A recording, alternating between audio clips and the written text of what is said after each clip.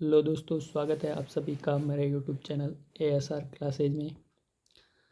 इससे पहले हमने चैप्टर 6 देखा था, जो सजीव निर्जीव अंतर परिचय और लक्षण के बारे में था। आज हम बात करेंगे कक्षा 6 RBSc साइंस के अध्याय नंबर 7, जिसका नाम है कोशिका या सेल। ठीक है, तो इसमें हम सबसे पहले बात करेंगे इसमें क्या क्या पढ़ेंगे इस चैप्टर के अंदर।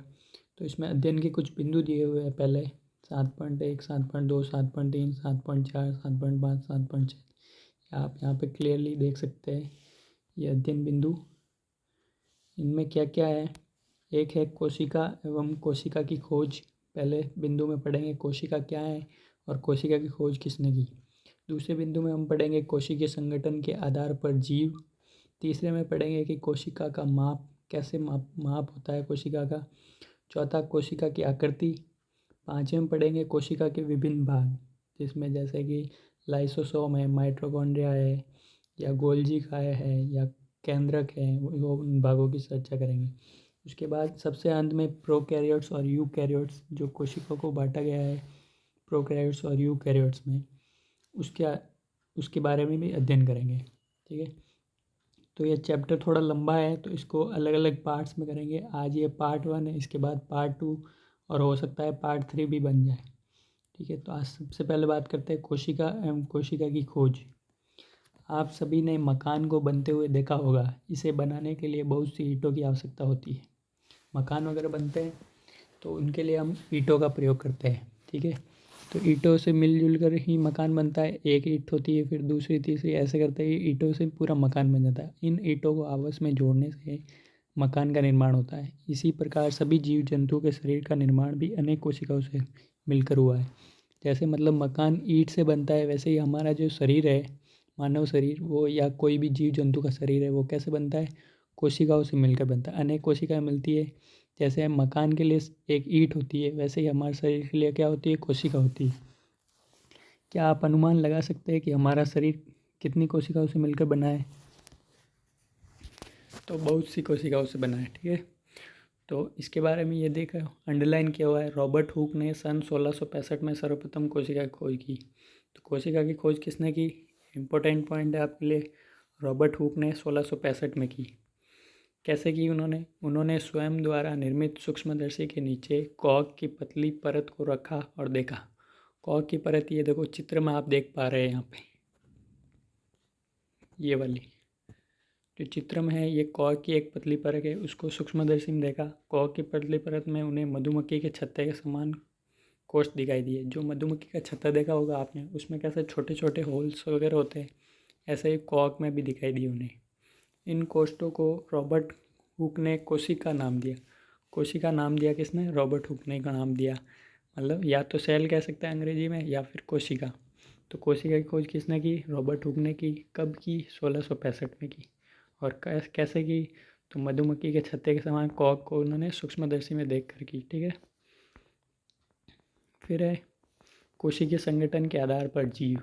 कि कोशिका के संगठन के आधार पर जीव कैसे होते हैं।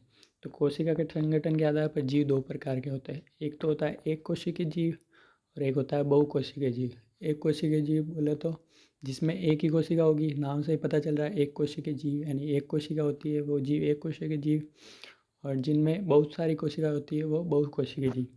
देखो आगे क्या लिखा हुआ है, मनुष्य तथा दूसरे बड़े जीव जंतुओं का शरीर कई खरब खरब कोशिकाओं से मिलकर बना होता है। वह जीव जिसका शरीर एक से अधिक कोशिकाओं से मिलकर बना हुआ होता है बहुकोशिकीय जीव कहलाते हैं।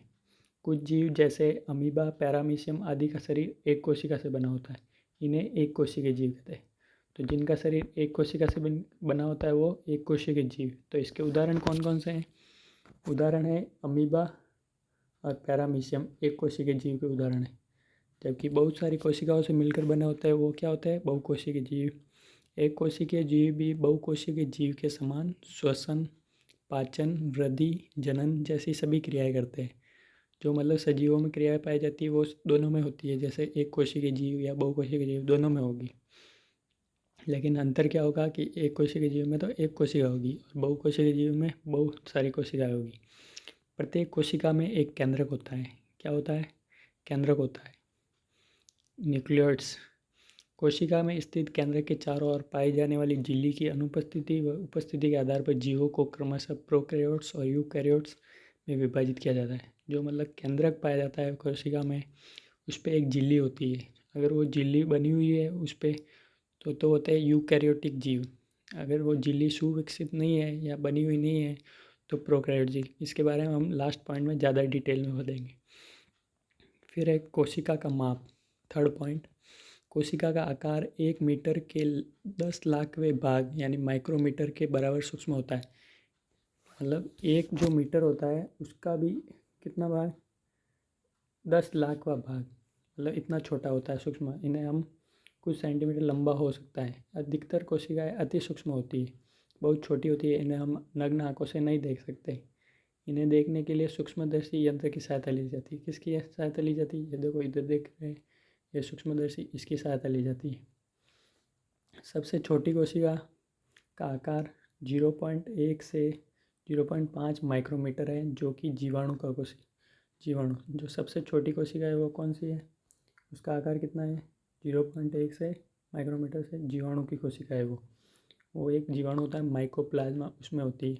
और सबसे बड़ी कोशिका होती है वो होती है शुतुरमुर्ग के अंडे की, ये वाली, जिसका आकार 170 इंटू 130 mm होता है, ठीक है, मिलीमीटर में।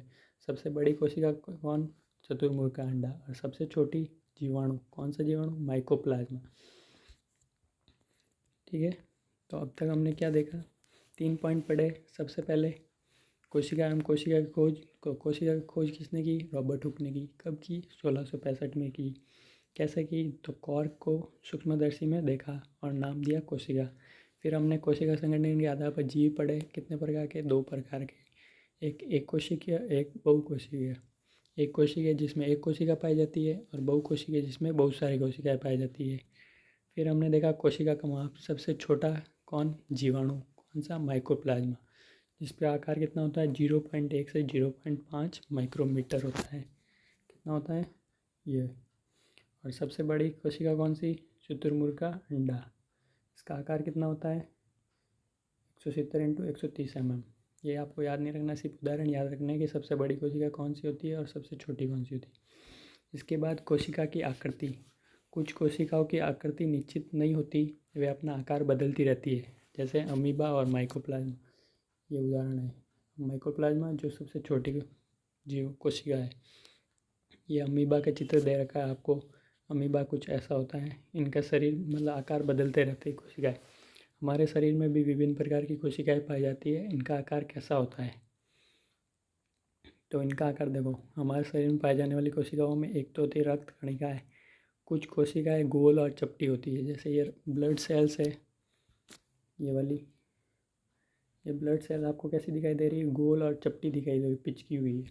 कई कोशिकाएं लंबी और तर्करूप होती है, इनके दोनों सिरे नुकीले होते हैं, जैसे ये पेशी कोशिकाएं होती है ऐसी। हमारी जो पेशियाँ होती है, मांसपेशियाँ, उनमें ऐसा तर्कु रूप पाया जाता है, फॉर्मेशन कैसा? ये वाला। फिर है कई कोशिकाएं बहुत लंबी होती है, जैसे हमारे तंत्रिका कोशिकाएं होती है जो हमारे यहाँ रीढ़ की हड्डी वगैरह में, या जितने भी ये तंत्रिकाएं जो क्या करती है, संदेश देने का काम करती है मस्तिष्क तक, तो ये ऐसी होती है। इसमें ये डेंड्राइट्स होता है, इसमें यह न्यूक्लियस है अंदर, ठीक है। जब आप बड़ी कक्षाओं में आएंगे तो और इसे डिटेल में पढ़ेंगे। सामान्यतः कोशिकाएं गोल, चपटी और लंबी होती है। कैसे कैसे होती है? गोल का उदाहरण देखा हमने, ये रक्त कणिका गोल। फिर चपटी या तर्करूपी पेशी कोशिका, और लंबी भी देख ली, तीनों तरह की होती है। क्या बड़े आकार के जीवों की कोशिकाओं का आकार बड़ा होता है? यह बिल्कुल भी आवश्यक नहीं है कि बड़े आकार के जीवों की कोशिकाओं का आकार बड़ा व छोटे आकार के जीवों की कोशिकाओं का आकार छोटा होता है, कोई ज़रूरी नहीं है ऐसा। कोशिकाओं के आकार का संबंध कोशिका के कार्य से होता है। किससे होता है? कोशिका के कार्य से, कि वो कितना बड़ा काम करती है, छोटा काम करती है, वैसे ही उसका आकार होगा। उदाहरण, तंत्रिका कोशिका संदेश को एक स्थान से दूसरे स्थान पर ले जाने का काम करती है। क्या करती है ये तंत्रिका कोशिका? जो हमारे मैसेज होते हैं एक स्थान से दूसरे स्थान तक ले जाती है। और मनुष्य एवं चूहे के आकार में बहुत अंतर होते हुए भी दोनों की कोशिकाएं समान लंबाई की होती है, ठीक है। तो तंत्रिका जैसे हमारे अगर कोई जल रहा है कहीं पे, गर्म जगह पे हाथ जलता हुआ, तो वहाँ से एक मैसेज जाएगा हमारे ब्रेन के कि हाथ जल रहा है तो हटाते हैं तुरंत। तो ये मैसेज पहुँचाने का काम करती है हमारा मस्तिष्क। ठीक है। उसके बाद है उत्तक अंग तंत्र। प्रत्येक सजीव की सृजनात्मक इकाई कोशिका है। जो कोशिकाएं होती है वो क्या होती है? सृजनात्मक और क्रियात्मक इकाई होती है। सबसे छोटी होती है और सृजनात्मक और क्रियात्मक इकाई होती है। मतलब क्या करती है? हमारी बॉडी को संरचना प्रदान करती है और कार्य कराती है। समान कार्य करने के लिए कोशिकाओं के समूह को उत्तक कहते हैं। जो बहुत सारी कोशिकाएं मिलकर क्या बनाती है? उत्तक, टिश्यू का निर्माण करती है। क्या करती है? टिश्यू। समान कार्य करने वाले उत्तकों के समूह को अंग कहते हैं। और बहुत सारे उत्तक मिलकर क्या बनते हैं? अंग बन जाते हैं।